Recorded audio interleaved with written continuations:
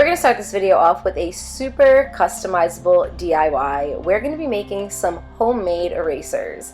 That's right, homemade erasers. I started off by purchasing this DIY eraser kits by Creatables off of Amazon, and then I just decided what I wanted my erasers to look like. The first eraser that I was creating was cactus theme. So I started taking the clay-like pieces, playing around with them in my hands to make them a little bit more moldable, and then I just started stacking all of the clay-like pieces on top of each other until I reached a desired shape. To give my eraser a little bit more detail, I decided to take a toothpick and just poke around on all of the green portion of the clay to give the cactus just a little bit more dimension. And then I also decided to add on a tiny little pink flower on the bottom left-hand corner.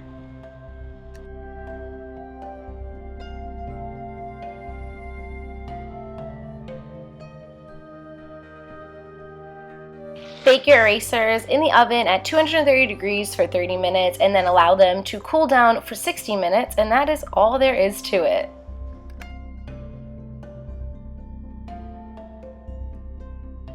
Honestly, the possibilities are endless with this DIY. You can create whatever your heart desires. They come out so cute. It was so easy, and as you can see here in this clip, they really do work.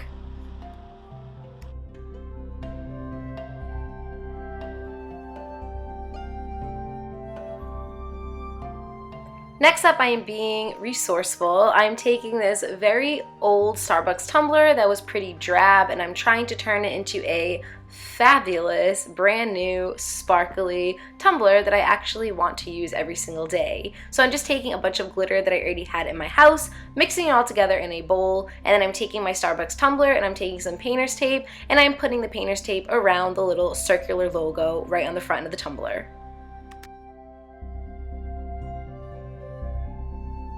Just a friendly little PSA, this DIY is completely free to cost for me because I already had everything in my house, and I'm assuming most of you guys already have a lot of these supplies at your house as well, so you could probably make this for $0 as well.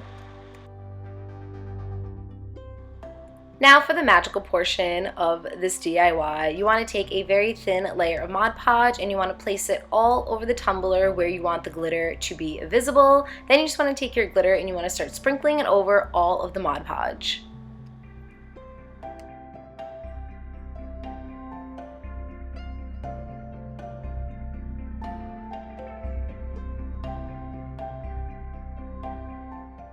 This is just so aesthetically pleasing for me. There is just something really nice about watching glitter stick to anything. I was kind of like in a trance the entire time I was putting all of the glitter onto the Mod Podge and just turning the tumbler and seeing it sparkle. Yeah, it was really something magical to me.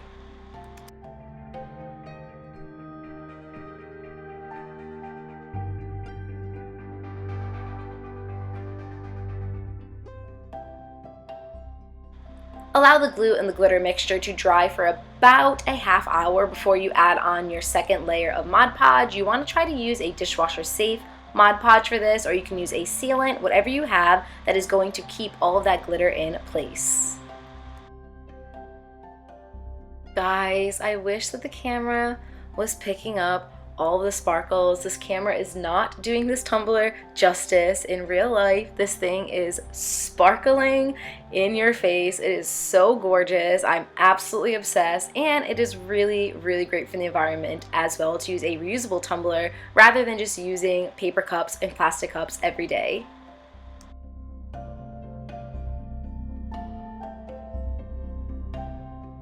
This next DIY is hands down the easiest DIY in this video. Takes maybe 25 seconds at max. All you need to do is take some colorful paper clips and then take a colorful pom-pom. Try to use a different color so it's more of like a color block look, and you just want to hot glue the pom-pom onto the top of the paper clip.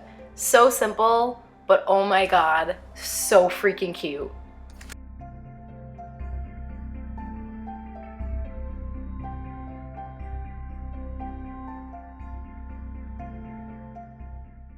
I actually made a ton of these, and I cannot wait to bring these into my classroom for me to use and for my students to use. You can use these as paper clips, you can use these as bookmarks, you can use these as decoration, you can use them for whatever you want. All I know is that they're so freaking cute, and they're very, very convenient as well.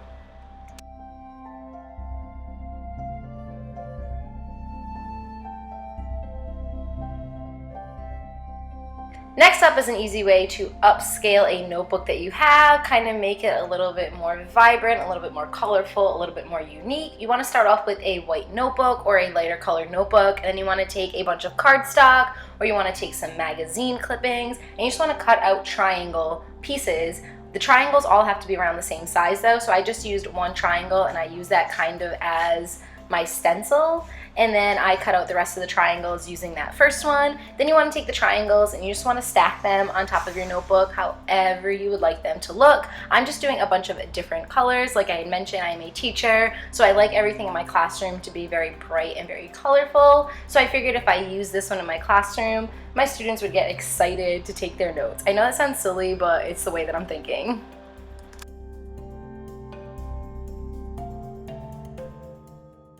Once you have all of the triangle pieces in place where you want them to be, you just want to take some hot glue and you want to hot glue all the triangle pieces down onto the notebook.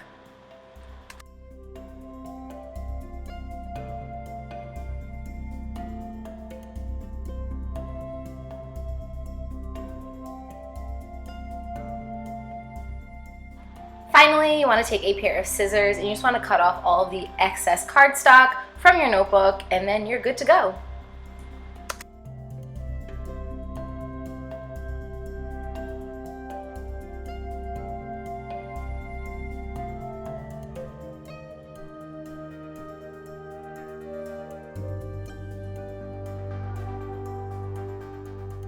Honestly, besides this being beautiful in my personal opinion, it is a really great way to showcase your personality. You can choose anything that represents you to use for your triangles, and it's a great way to showcase your style.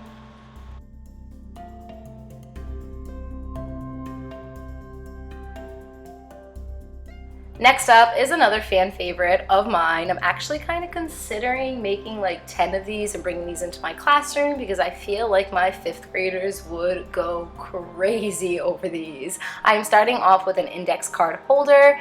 I found this for $1. Then I am taking some white cardstock and I'm just outlining all of the sides of the index card holder and then cutting out all of the individual pieces.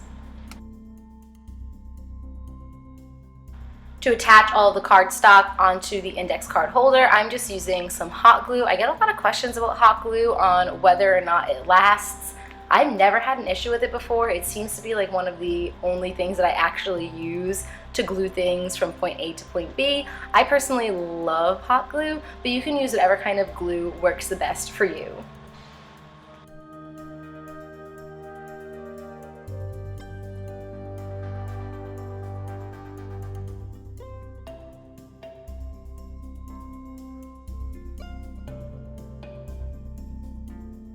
When you're done gluing all of the pieces onto the index card holder, you can use a pair of scissors to clean up any of the edges. You can kind of round the edges out a little bit or just cut off any of the excess cardstock.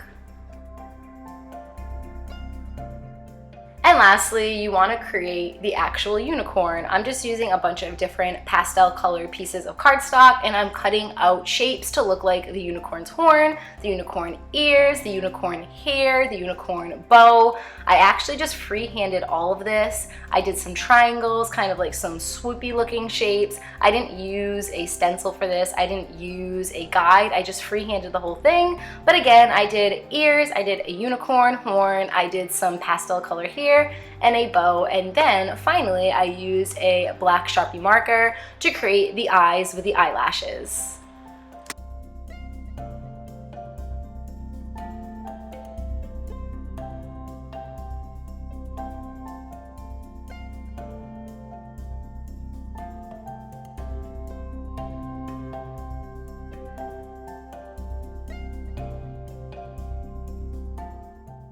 Index card holder goals. I am not trying to put myself on a pedestal, but I think that this came out amazing and I made it for under $5.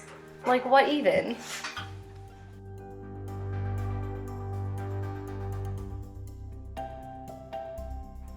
Next up is a really fun take on a geometric pencil holder. You can use this for your crayons, your markers, your highlighters, any of your school supplies. I'm just taking this wooden box. I think I got this for like $2 either at Michael's or Joann's. It was very, very inexpensive. And then I'm taking some thin painter's tape and I'm basically just placing the tape all over the box in different patterns. Next up, I'm just taking some paint in the colors of my choice. I decided to use white, pink, purple, and blue, and then I'm taking a sponge brush and I'm just sponging on the paint into all of the different triangles.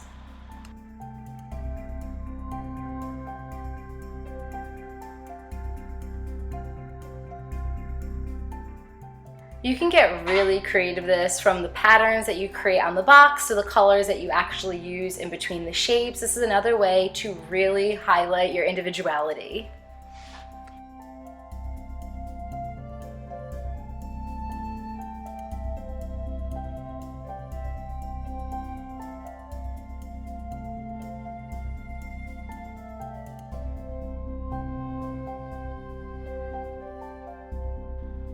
Once all of the paint has dried completely, you want to very gently remove the painter's tape. You can of course keep it like this and be done, but I wanted to go just one step further and add a little bit more dimension by adding some black lines in between all of the colors. So I'm just taking a black Sharpie. You can use whatever color you want. I thought that the black was a nice pop of dark color to contrast with all of the pastel colors on my pencil box. And I'm just taking a ruler and I'm making straight lines across all of the visible wooden spots.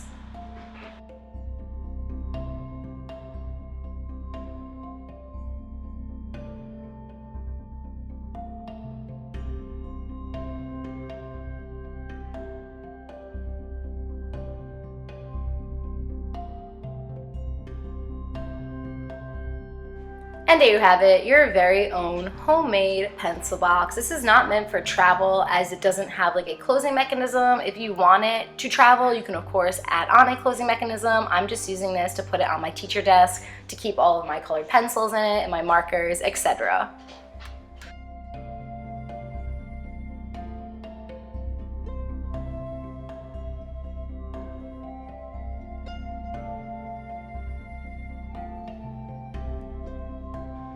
This honestly might be my favorite DIY in this entire video. It is so unique to you, so simple to create, and extremely inexpensive, which is the best part. I am starting off with a canvas wristlet that I got for $3, and I'm adding on some painter's tape on the top third portion of the wristlet. Then I am painting the bottom 2/3 of the wristlet a nice white color. You can choose whatever color you would like. Once all the paint is dry, I am just removing all the painter's tape very carefully. The next and final step is just to add on a bunch of different patches. Make sure you buy these patches at like Michael's or Joann's or AC Moore. We can use a coupon because you will save a ton of money using a coupon on these patches. Try to go on a day where they have 20% off of your entire order. That's what I did, and I ended up getting all of these for super cheap. So I'm just taking a bunch of different patches that kind of represent me, and I'm hot gluing them onto the canvas. Now, yes, you can iron these on. I just find more success when I hot glue them. Look at how cute. Look how cute. I love it. It's so awesome. And I think this is perfect for kids or kids at heart.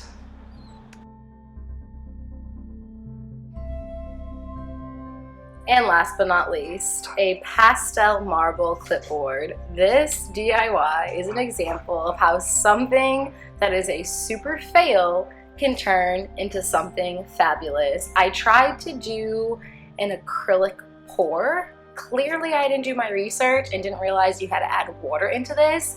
So when I flipped my paint over, by the way, I just took a bunch of paint, put it into a cup, and then I'm just flipping it over onto a clipboard that I added some painter's tape around the metal portion.